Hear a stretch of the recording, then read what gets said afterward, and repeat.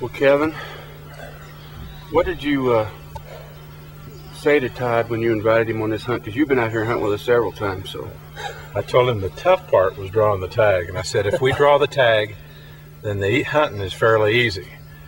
And then Joseph called me and asked me if I was in shape, if I'd been running up and down hills and packing, and so I called Todd and I said, well, Joseph wonders if I'm in shape, and he said he got kind of worried, so he's been running up and down stairs in New York City the last few weeks, haven't you? Getting weird looks from people running up and down the stairs at the local high school. New York City? New York City. In the well, stadium. I'm going to tell you what, Joseph, I'm sure you'll concur that we always talk about, every show I've ever done with you, about being in shape, be able to hunt here.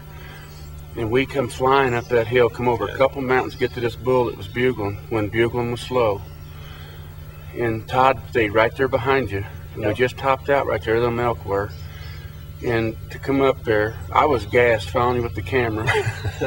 and for him to make that offhand shot shows that he was in shape. Oh, absolutely. He was right through the front shoulder. I mean, 115 yards or whatever it was, but I mean, it was perfect offhand shot. We had a really nice window there. He was stopped. We had a clean shot at his shoulder, and yeah, perfect. That new bullet of yours just really hammered him. I mean, just nice. Unbelievable. We had sighted these guns to be sighted in at 2 inches high at 100 yards, which put us dead on at 325, and just about 6 inches low, clear out to about 400 yards. Yeah. And although this shot was just a shade over 100 yards, I actually shot him on 2.5 power because I'd had that scope turned all the way down in the early morning darkness. You know, you just don't know. I mean, there is a lot of open area here, and you could get a 350-yard shot, and you just got to be ready for both. And that bullet was perfectly capable. And I mean, he didn't take 10 steps. No. Well, in the 270 Winchester, the regular 270 Winchester, it's a 150 grain XP3 bullet.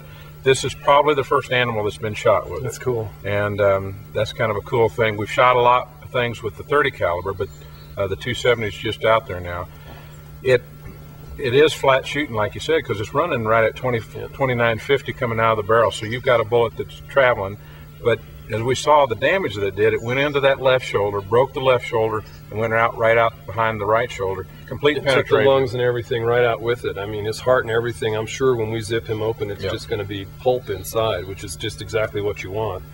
You don't want a bull running off in this country, because I'll tell you what, they can go a long way. We want them where they're easy to get out to, don't we, Joseph? No, yeah, we don't want them running over the next hill.